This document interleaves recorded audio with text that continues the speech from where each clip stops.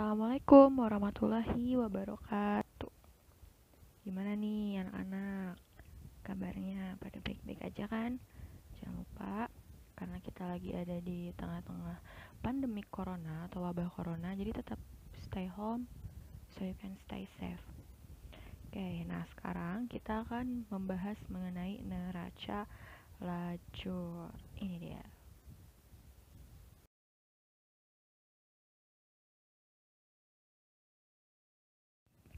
Oke, sebelum kita masuk ke materinya, disclaimer dulu bahwa video ini sangat sederhana karena kapasitas ibu membuat video ini sangat sangat amat terbatas. Bukan terbatas karena tidak ada teknologinya saja, tapi karena memang gak mampu aja gitu, dan ini seadanya. Oke, next. Neraca lajur itu apa sih? Sebenarnya neraca lajur itu adalah termasuk kepada proses penyelesaian laporan keuangan di siklus akuntansi. Itu next. Apa itu neraca lajur? Nih, di sini ada neraca lajur, disebut juga kertas kerja atau worksheet bahasa Inggrisnya. Nah, si neraca lajur adalah kertas kerja yang berisi semua data akuntansi yang akan digunakan untuk membuat laporan keuangan.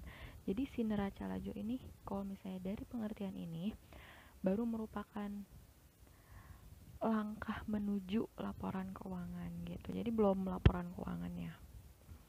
Terus neraca lajur ini bukan merupakan laporan keuangan seperti yang tadi sudah disinggung gitu ya. Tetapi merupakan nih yang di bold, ada alat bantu untuk memudahkan dalam membuat laporan keuangan. Jadi kan kita dulu pernah bikin laporan keuangan nih waktu materi persamaan dasar akuntansi. Tuh. Untuk perusahaan yang pembukuannya sedikit gitu ya, kita bisa pakai persamaan dasar akuntansi terus habis itu langsung ke laporan keuangan. Nah, tapi untuk perusahaan yang akun-akunnya banyak, kita nggak bisa pakai PDA kan, yang sudah pernah dibahas. Nah, kita pakai siklus akuntansi ini mulai dari jurnal sampai akhir.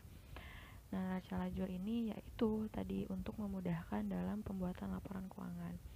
Selanjutnya, neraca lajur ini bukan sebuah kewajiban gitu, tapi merupakan opsi gitu. Jadi kalau kamu merasa, udahlah nggak usah bikin neraca lajur, langsung aja bikin laporan keuangan, nah itu nggak apa-apa. Kamu bisa bikin laporan keuangan langsung dari neraca saldo ke penyesuaian, langsung ke setelah penyesuaian bisa langsung dibikin laporan keuangan gitu. Tapi kalau misalnya kamu merasa kesulitan, nah mangga ini ada alatnya yaitu neraca lajur.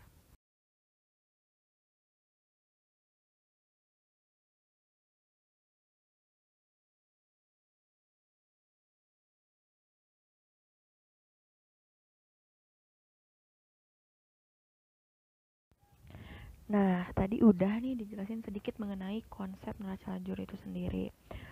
Oke, nah sekarang kita akan mengenal bentukannya gitu, penampakan dari si neraca lajur itu. Kayak biasa, pertama-tama adalah kayak suratnya gitu ya. Ada judulnya dulu, pertama nama perusahaan, di bawahnya baru neraca lajur, di bawahnya baru periodenya periode berapa gitu. Terus kalau misalnya angkanya kebanyakan, kalian bisa ditambah ya kayak biasa di dalam di bawahnya saya dalam ribuan rupiah. Cuman kalau di sini nggak akan pakai yang kayak gitu dulu untuk contohnya. Ini dia penampakan neraca lajur. Bisa dilihat ya satu-satu. Pertama ada nomor akun, kedua nama akun, terus ketiga ada neraca saldo, keempat penyesuaian, kelima neraca setelah penyesuaian, keenam adalah laba rugi, dan yang terakhir adalah neraca. Oke. Nih, di sini kan ada angka-angkanya nih, angka-angka yang di dalam debit kredit ini kan 1 sampai 10. Nah, artinya ini adalah bentuk neraca lajur 10 kolom gitu. Nanti dijelasin kenapa disebut yang 10 kolom. Oke, selanjutnya gimana nih cara mengisinya? Mengisi si neraca lajur yang banyak kolomnya ini gitu ya, sampai 10 kolom. Pertama, kita harus menyiapkan neraca saldonya dulu nih di bagian kotak biru ini, di bagian neraca saldo. Jadi kan kita kan udah bisa ya bikin neraca saldo. Coba sekarang kamu ingat-ingat lagi format neraca saldo. Nah, si format neraca saldo itu nanti kita pindahin nih ke neraca lajur. Nah, gimana cara ngisinya? Pertama, kayak biasa, kita isi dulu nomor akun. Terus yang kedua kita isi nama-nama akun. Dan yang ketiga, kita isi nih di bagian debit kredit angka-angkanya dari si neraca saldo. Terus kita udah ibaratnya mengkopas neraca saldo ke neraca lajur ini. Yang selanjutnya adalah kita ini dia, memasukkan data penyesuaian. Si data penyesuaian itu kan kita dapat dari jurnal penyesuaian. Nah, dari jurnal penyesuaian ini kita pindahkan ke sini ke bagian kolom penyesuaian. Yang selanjutnya adalah kita memasukkan saldo-saldo setelah penyesuaian. Gimana nih cara memasukkan saldo-saldo setelah penyesuaian? Jadi kita menyesuaikan antara neraca saldo dengan penyesuaian. Misalnya gini, di neraca saldo kas itu ada 1 juta. Terus kemudian di penyesuaian kas itu ada lagi nih di debit 100.000. Berarti nanti di neraca setelah penyesuaiannya kasnya itu di debit sebesar 1.100.000 karena 1 juta di debit yang di neraca saldo ditambah dengan 100.000 yang di debit di penyesuaian. Jadinya di neraca setelah penyesuaian 1.100.000. Oke, setelah kita ke NSP, kita ke laba rugi. Nah, di laba rugi ini kan kalian pernah ini kan, kita pernah belajar laba rugi di laporan keuangan yang materi pertama banget yang persamaan dasar akuntansi. Ingat bahwa mengerjakan laba rugi itu tinggal jumlah pendapatan dikurangi jumlah beban. Makanya di laba rugi ini kita hanya memindahkan saldo-saldo pendapatan dan saldo-saldo beban gitu. Memindahkannya dari mana? Memindahkannya bukan dari neraca saldo lagi, tapi memindahkannya dari neraca setelah penyesuaian gitu. Dan yang terakhir kita memindahkan saldo-saldo harta, utang, dan modal. Nah, jadi kan yang pendapatan dan beban udah kita pindahin ke laba rugi. Nah, sisanya si harta, utang, modal kita pindahin ke kolom neraca. Pindahinnya dari mana? Dari neraca setelah penyesuaian. Oke, begitu dari tahap 1 sampai tahap 5-nya. Sekarang tips mengerjakan neraca lajur. Seperti alur-alur yang sebelumnya, kamu tetap harus paham yang namanya saldo normal gitu. Karena itu ngaruh gitu buat ngisi si kolom-kolom debit kreditnya gitu. Saldo normal tuh yang mana sih? Yang ini loh, yang harta bertambah di mana, berkurang di mana. Nah, itu diingat-ingat lagi.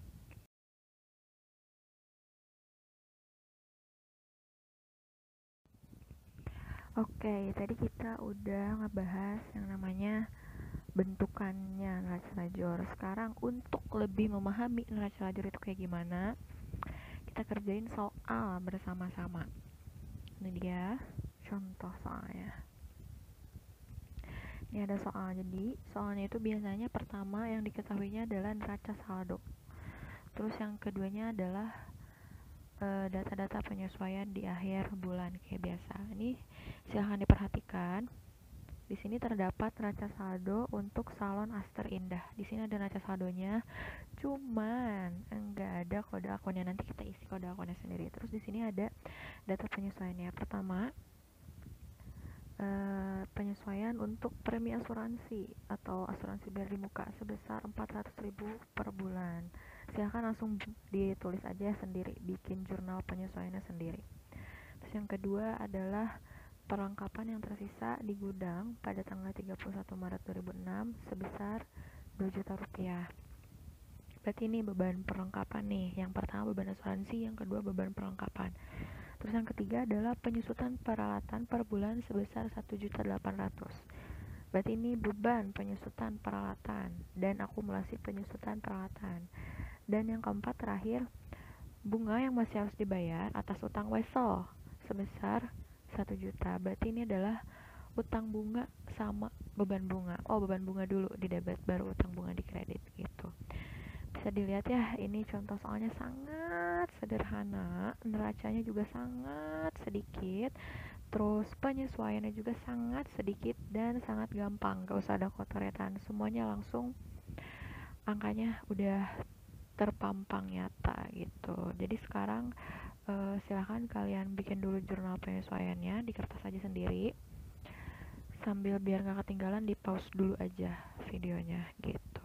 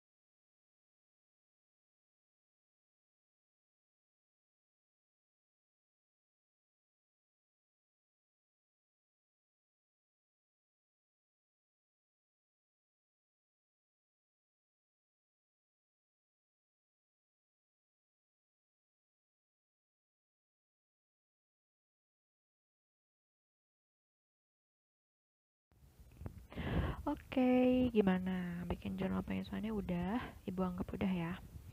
Oke, setelah itu ada yang udah bikin kolom neraca ledger ya? Belum? Nggak apa-apa, perhatiin dulu aja. Sekarang, pertama-tama adalah kita bikin judulnya. Di sini ada nama perusahaan, Salon Asta Indah. Kemudian di bawahnya neraca ledger, kemudian di bawahnya lagi ada periodenya. Di sini per 31 Maret 2006 dan di bawahnya lagi ada dalam ribuan rupiah. Ceng ceng, ini adalah kolomnya. Kolom neraca ledger. Tadi kan di neraca saldo gak ada nomor akunnya ya, nggak apa-apa, kita bikin sendiri aja nomor akunnya dan di sini udah ibu isiin.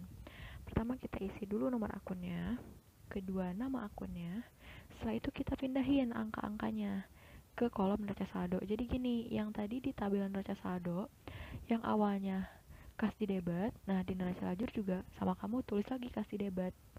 Jangan tiba-tiba jadi di kredit gitu, jangan ngada-ngada pokoknya ya. Pokoknya di sini kita tinggal kopas aja gitu, jangan diedit, jangan dipindah kanan kiri. Nggak mau bosen kas di debit mulu pengen di kredit, nah jangan seperti itu, tetap kas di debit, piutang di debit, asuransi di debit, sampai beban di debit gitu, sampai ke totalnya aja kita tinggal pindahin gitu. Sampai sini paham ya? Paham.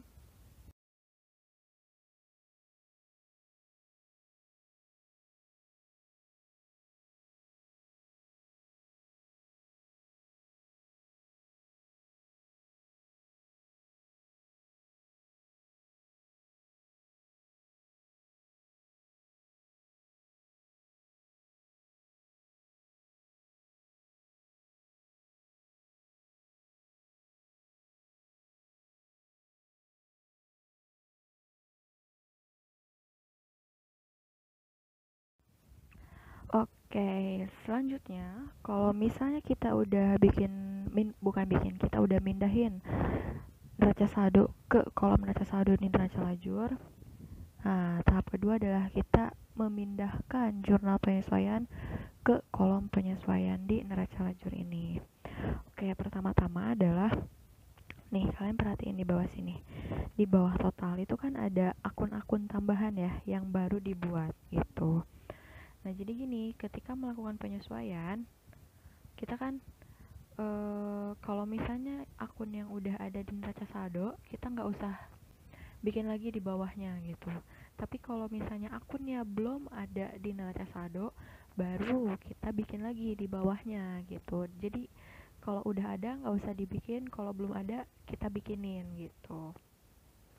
Terus nih, lihat selain ada angka, ada huruf juga di sini. Apa nih? A B C D pusing? Enggak pusing. Jadi gini. Pertama-tama kan kita tadi menyesuaikan premi asuransi ya sebesar 400.000 per bulan nih. Di sini perhatikan. Jadi kan membuat penyesuaiannya adalah beban asuransi di debit sebesar 400.000 dan asuransi di muka di kredit sebesar 400.000. Kenapa ada A-nya? Jadi biar kita tahu nih ini pasangannya gitu. Jadi beban asuransi ini sama asuransi di bayar di muka ini satu pasang gitu. Jadi kita kasih A gitu. Kenapa kita A? Kenapa nggak D? Kenapa A? Karena di tadi data penyesuaiannya premi asuransi ini nomor satu. Jadi di sini kita tulisnya yang pertama alias A gitu. Begitupun yang selanjutnya. Yang kedua adalah B. Nih lihat B. Di debitnya ada beban perlengkapan sebesar 600.000 dan di kreditnya ada perlengkapan kantor sebesar 600.000 juga. Ingat bahwa tadi di data penyesuaiannya adalah sisa perlengkapan kantor di gudang sebesar 2 juta. Nah, berarti karena di neraca saldonya 2.600.000, tinggal dikurangin aja yang terpakainya berapa. Sebesar 600.000 dapat dari 2.600.000 dikurangi 2 juta gitu. Dan yang selanjutnya adalah yang tadi penyusutan peralatan. Tulisannya kan penyusutan peralatan sebesar 1.800.000 gitu. Berarti kita tinggal langsung templokin aja si 1.800.000. Di debitnya adalah nih ada beban penyusutan peralatan di debit 1.800.000 dan akumulasi penyusutan peralatan di kredit 1.800.000. Dan yang terakhir adalah menyesuaikan bunga yang belum dibayar, yang masih harus dibayar gitu, alias belum kita bayar. Jadi di debitnya sebagai beban bunga 1 juta dan di kreditnya sebagai utang bunga karena belum dibayar tadi sebesar 1 juta juga. Nah, sama kayak neraca saldo, penyesuaian juga harus tetap dijumlahkan gitu. Dan jumlah debit kreditnya harus sama. Di sini kasusnya adalah sebesar debit kreditnya 3.800.000. Alright, sampai sini paham? Nah, tugas kita tadi udah neraca saldo, terus udah penyesuaian, sekarang tinggal mengisi neraca setelah penyesuaian. Nah, ini dia neraca setelah penyesuaiannya.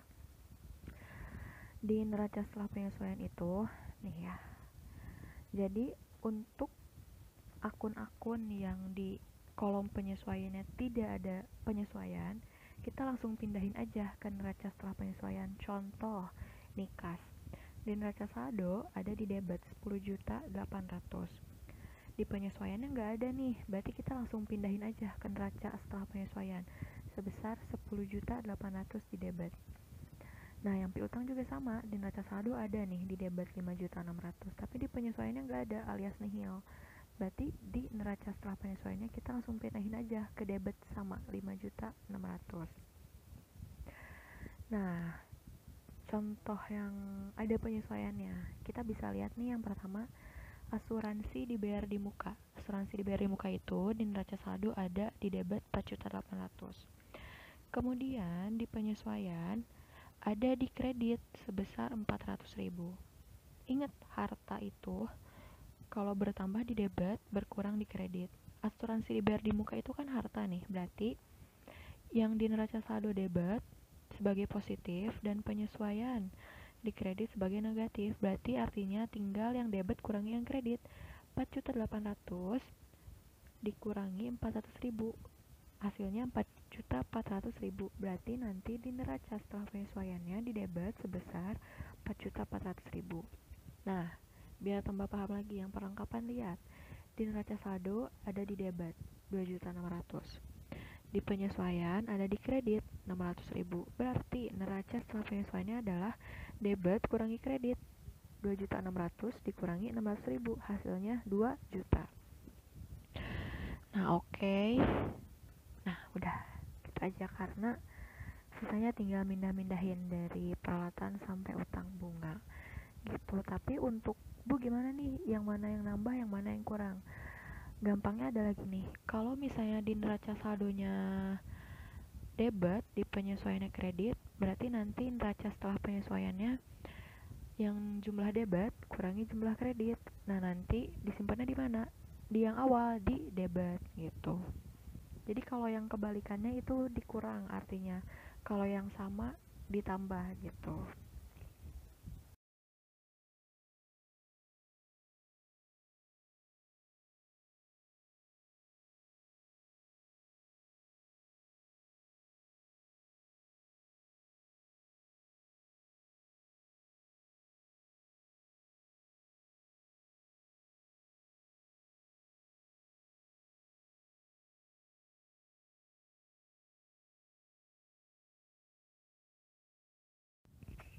Oke, neraca saldo udah, penyesuaian udah, neraca setelah penyesuaian udah. Sekarang kita ke dua langkah terakhir. Pertama, laba rugi. Ingat, laba rugi itu rumusnya apa? Pendapatan dikurangi beban. Kalau pendapatannya lebih besar daripada beban, artinya laba. Kalau pendapatannya lebih kecil daripada beban, berarti itu rugi. Nah, bisa langsung lihat ya, di kasus salon Aster Indah ini dia merugi. Gak usah nangis, gak usah nangis, bukan punya kita. Oke, sorry receh. Nah, karena tadi laba rugi itu pendapatan dikurangi beban, berarti di kolom laba rugi ini kita cuma mindahin pendapatan-pendapatan sama mindahin beban-beban. Nih, bisa dilihat. Kita mindahin pendapatan salon sama mindahin beban gitu ya. Bebannya banyak banget kayak beban hidup. Oke, next. Oke, udah kita pindahin nih. Nih, ini kan udah dipindahin nih pendapatan salon, Oh iya, sebelumnya mindahinnya dari mana nih? Mindahinnya dari neraca setelah penyesuaian. Jadi kamu nggak usah melihat ke neraca saldo sama ke penyesuaian lagi. Langsung kamu fokus ke neraca setelah penyesuaian gitu. Bisa dilihat ya. Di NSP pendapatan salon pindahin ke laba rugi 9.800.000. Dan beban pun begitu sampai bawah. Nah, setelah itu langsung dijumlahin nih. Di sini terlihat bahwa jumlah di kredit itu kan isinya cuma pendapatan aja. Jumlahnya 9.800.000. Di debitnya yang beban itu sebesar 12.600.000. Nah, sekarang gini, pendapatan kurangi beban 9.800.000 dikurangi 12.600.000 itu adalah hasilnya negatif 2.800.000. Karena negatif, kita simpannya di kredit gitu. Beda ceritanya kalau laba gitu atau positif, kita simpannya di debit, tapi karena rugi negatif kita simpannya di kredit 2.800.000. Terus di bawahnya kita tambahin nih 9.800.000 tambah 2.800.000, hasilnya jadi 12.600.000. Ini hasilnya nanti sama kayak total yang di debitnya gitu. Oke, ingat bahwa laba rugi itu kita cuma mindahin pendapatan sama beban. Nanti di totalnya pendapatan dikurangi beban. Kalau hasilnya positif simpan di debit, artinya laba. Kalau hasilnya negatif simpan di kredit, artinya rugi gitu.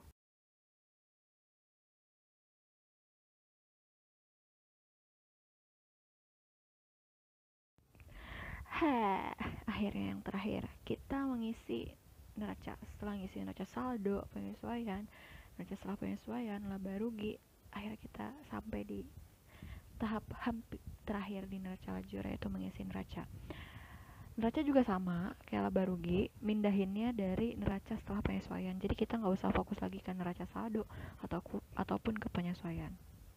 Oke, di laba rugi kan kita mindahin akun pendapatan sama akun beban. Nah, di neraca itu kita mindahin sisanya. Apa nih sisanya? Adalah harta, utang, dan modal. Berarti kita mindahin dari kas sampai ke sini, akumulasi penyusutan peralatan. Atau gampangnya gini lah, yang nggak ada di laba rugi, kita pindahin ke neraca gitu. Dan cara ngisinya sama, kita tinggal mindahin dari NSP, pindahin ke neraca. Sama kayak tadi laba rugi. Dan di bawahnya langsung kita totalkan gitu. Terus kalau yang apa? Kalau yang laba rugi kan pendapatan dikurangi beban, atau yang kredit dikurangi yang debit gitu. Kalau misalnya di neraca ini adalah yang debit kurangi yang kredit, harta dikurangi utang dan modal gitu ibaratnya. Kalau misalnya hartanya lebih banyak daripada utang dan modal, artinya dia laba gitu. Dan kalau laba disimpannya di kredit. Kalau misalnya hartanya lebih sedikit daripada utang dan modal, berarti dia rugi, disimpannya di debit. Kasus salon Aster Indah ini, Astor lapar kali orang. Oke, jadi di kasus salon Aster Indah ini, dia kan merugi. Tuh lihat, si hartanya cuman sebesar 144.800.000, sedangkan yang di kreditnya gitu, utang modal dan akumulasi itu sebesar 147.600.000. Berarti kan dia nanti ketika yang debit kurang yang kredit hasilnya negatif kan, dan kita simpan di debit sebesar rugi 2.800.000. Nanti di bawahnya sama dijumlahkan gitu. Nah, ini kita sudah sampai ke tahap akhir nih. Seperti jurnal, buku besar, neraca saldo dan sebagainya, harus ada istilah yang namanya balance gitu. Nah, kita tahu neraca lajur yang sudah kita kerjakan itu balance atau enggak tuh dari mana? Nih, dari sini nih, dari yang 2.800.000 ini. Dari kolom rugi bersih atau kolom laba bersih. Si kolomnya ini, hasil pengurangannya ini harus sama. Ini kan sama nih, 2.800.000 sama 2.800.000. Artinya dia balance. Kalau nggak balance gimana? Nah, itu dia PR-nya, balik lagi sampai ke neraca saldo, cari yang salah gimana gitu. Tapi karena kita balance jadi aman-aman aja gitu. Nah, ini udah materinya beres. uh, Contoh soal ngerjain sama-sama juga beres. harapannya sih semoga dengan adanya video salah kadarnya ini ya, kalian paham lah gitu. Kalau misalnya nggak paham, balik lagi ke menit 0, ulangi lagi gitu ya. Sekarang udah di tahap akhir, ibu akan meng-giveaway sesuatu gitu ya. Giveaway apa bu? Giveaway apa? Ini dia, giveaway tugas. Silahkan diterima dengan ikhlas dan lapang dada, dan tanamkan dalam diri bahwa oh, akuntansi itu emang harus butuh latihan soal gitu, dan aku harus mengerjakan latihan soal ini dengan baik gitu.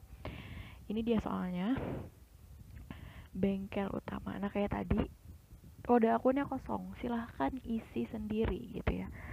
Nah sebelumnya di sini perhatikan, di sini kan ada kendaraan bermotor nih, di bawahnya ada akumulasi deper gitu. Nah ini akumulasi deper itu artinya akumulasi depresiasi. Depresiasi itu sama kayak penyusutan gitu. Dan ini dia data penyesuaiannya. Yang dimintanya apa? Nah ini yang dimintanya ada nih, susunan neraca lajur gitu dengan akun-akun berikut udah ada tuh ya. Jadi videonya sampai sini aja. Semangat ngerjainnya. Bye. Wassalam.